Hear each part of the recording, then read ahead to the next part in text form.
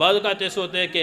مثال کے طور پہ بیٹا سعودیہ کے اندر ہے یا کسی دوسرے ملک کے اندر ہے، وہ کہہ دیتا ہے جی میری طرف سے دوسرے ملک کے اندر قربانی کر رہا ہے۔ اب یہاں کے لوگ جیسے مثال کے طور پہ یہاں کے لوگ کہہ رہے ہیں سعودیہ والوں کو، آپ وہاں ہماری طرف سے، والد یہاں پہ غریب تھا، باپ وہاں سے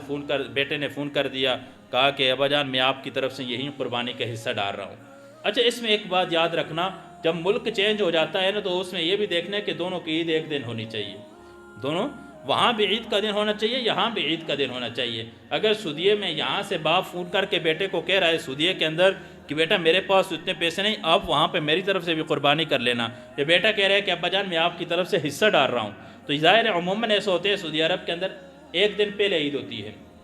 ایک دن پہلے عید ہوتی ہے، تو ہمارے ہاں عید تو نہیں ہوتی۔ اگر وہاں اس نے باپ کی طرف سے قربانی کر دی یا باپ کے اوپر واجب تھی قربانی، تو بیٹے نے کہا، باپ نے کہا بھی میں نہیں کر سکتا، حالات نہیں ہیں، واجب تو ہے، گھر میں سونا پڑا ہوا ہے، سب کچھ ہے، ماں کے پاس سونا ہے، تو بیٹا وہاں کہتے ہیں اماں جان میں آپ کی طرف سے قربانی کر لوں گا، تو اگر وہاں پہلے دن جب عید کا پہلا دن ہوگا وہ ذبح کرے گا اس کی طرف سے، تو قربانی نہیں ہوگی، کیونکہ دونوں جگہ عید کا دن کا برابر ہونا ضروری ہے۔ یہاں عید ہے نہیں وہاں عید ہے تو ایسے نہیں۔ ہاں یہاں پہ اگر کوئی کر رہا ہے وہاں بیٹا یہاں، کیونکہ یہاں پر جو عید ہوگی گویا کہ وہ دوسرا دن ہوگا، عید کا دوسرا دن ہے تو 3 دن تک قربانی کر سکتے ہیں، عید کے دن بھی، دوسرے دن بھی، تیسرے دن بھی۔ تو اس طریقے پہ اگر یہاں کرنا چاہیں تو پھر ہو جائے گی، کیونکہ یہ عید کا دوسرا دن وہاں کے اعتبار سے شمار ہوگا، تو وہ اپنی نیت حاضر کر لے گا کہ ہاں میں نیت کرتا ہوں اس قربانی کے اندر فلاں جانور کے، کیونکہ نیت کو ہونا ضروری ہے۔ نیت انسان اللہ کی رضا کی کرے، گوشت کی نہ کرے، کہ کیونکہ ابھی تو ہے بھی مہنگائی ہے، اگر گوشت کی نیت ہوگی بھئی گوشت زیادہ ہو جائے، فلاں زیادہ ہو جائے، ایسا جانور لانا چاہیے۔ عموماً شرکاء جب بات کرتے ہیں نا آپس میں،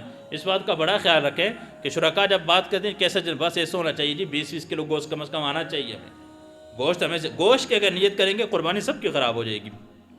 ایک آدمی بھی، 7 آدمی میں ایک آدمی کی نیت بھی اگر خراب ہوئی، اس کی گوشت کی نیت ہے یا مجھے پائے مل جائیں گے، مجھے چمڑا مل جائے گا، فلاں چیز مل جائے گی، فلاں مل جائے گی، وہ باقی 6 آدمیوں کی بھی اس نے قربانی خراب کر دی۔ اس لیے سب نے یہ چیزیں ملیں گی تو ضرور نا، ظاہر ہے یہ ذبح کرنے کے بعد گوشت بنی اسرائیل تو نہیں ہے کہ آگ آئے گی اٹھا کے لے کے چلی جائے گی، ہم ہی آپس سے تقسیم کریں، نیت کے اندر اس کو نہیں لانا۔ نیت اللہ کی رضا کے لیے ہے، گوشت تو ملے گا، جو ملے گا، جو قسمت میں ہوگا وہ اس کو ملے گا، اس لیے نیت اللہ کی رضا کے لیے کرنی ہے۔ اور ایسے ہی بعض اوقات ایسا ہوتا ہے کہ یہ کچھ غلط فہمیاں ہیں لوگوں کے درمیان، بعض اوقات ایک غلط فہمی لوگوں نے یہ پھیلائی ہوئی ہے کہ 7 قربانی ہو گئی جی بس اس کے بعد مجھ پہ قربانی واجب نہیں ہے۔